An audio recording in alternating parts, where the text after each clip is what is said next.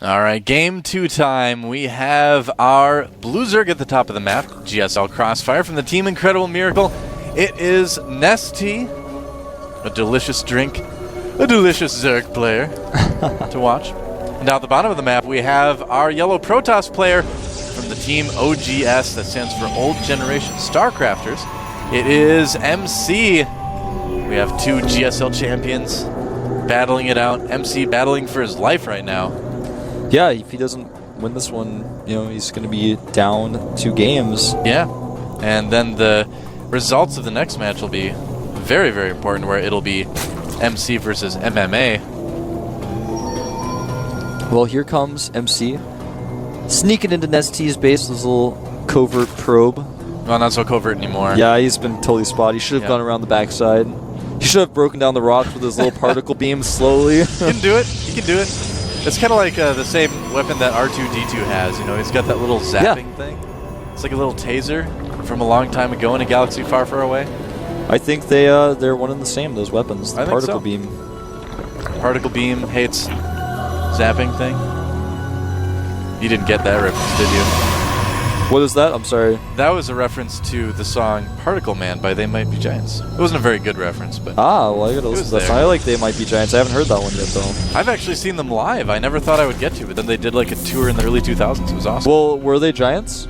They were huge, man. They were like 40 feet tall. They were actually giants. I wasn't sure. I thought they might be, but... There's no more question, man. It's their next CD is just going to be called They Are Giants. It's like the artist formerly known as Prince. That's right. The artist formerly known as maybe being Giants are now just the Giants. Well, MC sees everything that's going on. He knows it's going to be a speedling expand. He's actually checked to see whether or not he continued to mine gas, and NesTea actually pulled all of his drones out of gas. So he's going to be getting that hatchery down very quickly with the speedling expand that he's doing. Yep, pretty normal opening from both players. Not really a lot of signs of what each player is planning on doing for their overall strategy this game yet. Yeah, well, MC could do something similar to what he did last game, but I don't think he will. It's a very difficult map to do a fast expand on like that because the choke point is so wide open on Crossfire. Well, he's been doing these sort of like early roach things too, and it's kind of a newer way to play for him, and I don't know if it's really working out quite as well. It could be because it's newer to him, but it could also be because it's just not as good as what he used to do. Yeah. Well, this probe checked to see if NesTea was taking a hidden third or a fast third base, or rather his natural over there, but he actually may end up losing this probe for that reason, but it looks like it just barely will be able to escape. He's going to be fine. Don't worry about that probe.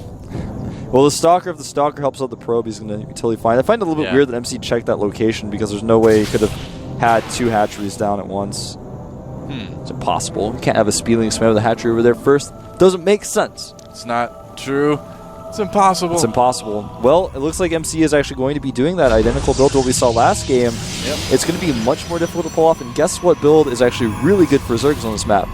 What is that? Yeah. I told you before you even guessed. I was kind of That's how I play guessing games. I said it kind of slow and weird. I was, instead of being like, what's that, Wolf? In a really sort of smart-sounding way, I said, what is that? Well, I think we're going to see actually somewhat of a repeat of last game. And definitely could. It's going to be difficult for MC to pull off a win against that type of style. Well, we did call MC the underdog in this series as well, and he really is. I mean, he's down in Code A. Certainly not, at the point where he can, be expected to make it to the GSL finals like NesTea maybe could be, or maybe MMA even at this point. But he's still a very good Protoss, and I guarantee you that he's practicing a lot more now than he was recently. And there's a Stargate. Okay, so quicker Stargate this game. I like that. That's going to make it a lot easier for him to control the way the game goes. Stargate, for those of you guys that don't play Protoss or don't play it, at a high level, what the Stargate does for Protosses in PvZ is it makes the Zerg react. It actually controls the game. It makes you the boss of what's going on. It makes the Zerg react, because if the Zerg doesn't do 3 or 4 different things like increasing queens, adding spores, connecting creep, if he doesn't do all of these things, then you can actually just win. So you force the game to go in your favor. And then, of course, stops openings like mutas, for example. NesTea can't use mutas very well now because there's already a Stargate out. He knows that Phoenixes can be switched into very easily, and then he won't be able to use his mutas like he wants to. So it kind of forces into Hydras. Then from there, NesTea is kind of trapped because MC is already going to have Colossi out. It's kind of one of those I am one step ahead of you type of things to do. Yeah, that's the plan. Now, will he be able to execute it against such a good Zerg player like NesTea? That's the question. Because NesTea, man, he always seems to find those like little things he can do to sort of get around stuff that most Zergs kind of scratch their head and go, well, I don't know what to do about this. NesTea knows, man. He does. Now, the lair is finished here. It's a pretty quick lair. He's finishing it at 8 minutes. Mm-hmm. And, in fact, he's starting... Burrowed Roach movement. Yeah, Burrowed Roach movement, not Roach speed. So he's got a plan in mind. And burrow, because he needs that with Burrowed Roach movement. Well, I'm kind of surprised by this. Now, it's going to be difficult to use that movement at the natural of MC, but I think what he wants to do is actually just use it for trapping mechanisms. Yeah. In the middle of the map. I wonder if he's a little bit worried about some sort of, 5-gate push from MC as well. I mean, that type of thing can work on this map too. I mean, he saw some of the units for MC out there. So a lot of Zergs, now this was maybe about 3 or 4 months ago, like to get that really fast Burrowed Roach speed to get by force fields. So it could be NesTea might just be reading the situation wrong too. Well, what MC is doing in the middle of the map with his Void Ray is just picking off the Zerglings on the Watchtower. He wants to control the Watchtower so that NesTea doesn't see these attacks coming. Unfortunately, though, he didn't clear the first one, so NesTea does see the attack coming. Nice transfuse on that Overlord. He's trying to keep it alive. And another transfuse goes down. That Void Ray needs to pull back. Oh, he does get the Overlord, but he loses a lot of health on that Void Ray. I don't know if that was worth it, but... Well, Burrow and Burrowed movement are finishing right as this attack is hitting. He's going to be able to go right under any force fields that are placed, and here he goes. Yep. Pylon is canceled. And MC actually has no idea these roaches are chasing. He needs to make a run for it right now. He knows, he knows exactly what's going on. He's like, oh, I have nothing to detect these roaches with. I better move or I'm going to die. And MC actually needs to destroy his own wall off here so they can get home. Yep. Wants to make sure he can get back into space. Play defensive. And now he knows what's going on because NesTea jumped the gun a little bit with some of those roaches. So he's absolutely aware of that there is a photon cannon. Oh, here come the Burrowed Roaches. And coming in range, like you said, of the cannon. He's going to need to be careful with that. It looks so funny. Watching the Void Rays just give up. They're like, like, oh, I can't see it anymore. I guess it must be gone. Out of sight, out of mind, Wolf. Well, right now, MC is Chrono boosting out, and Observer wants to get that out ASAP, and NesTea is bringing queens. Oh, interesting. All right. So, if it ever gets there, he may decide to just push with roaches and queens and transfuse the roaches. Well, he wants to deal with the Void Rays as well, because the Void Rays are going to be pretty good for defense. Yeah. He is bringing all 3 queens here. So, if NesTea can catch these Void Rays, it's not going to be easy. I'd be really pleased with how that goes for him. In fact, one of the Void Rays of MC is going to check for 3rd base in the north right now, and actually, the Void Rays just aren't going to be here. Huh. Here comes the roaches. Right now, there are so many roaches, 33 of them. Burrowing wants to go into the force fields, but with that Observer there, he's missed the timing that he wanted to use. Yep. Did get the transfuse off on that. Now, MC moving his Void Rays up there because he knows that all the queens are down there. What he doesn't know, though, is that there's going to be some Hydras coming out for NesTea, and those are going to handle the Void Rays very easily. Is NesTea going to push? It looks like he's going to. Here we go. And some nice force fields splitting up the roaches. NesTea needs to pull back right away. Now, what NesTea is actually trying to do here is set up a contain on MC. Yeah. Now, when he gets those Hydras there, those are going to be the ones that do the real damage. Those are going to be able to pick away at buildings. Exactly. And it's going to be difficult for MC to attack the Hydras without taking a ton of roach damage, so he's just going to patiently poke here. And here we go. MC making a huge mistake, sending Zealots out through a choke point. He can't even get out.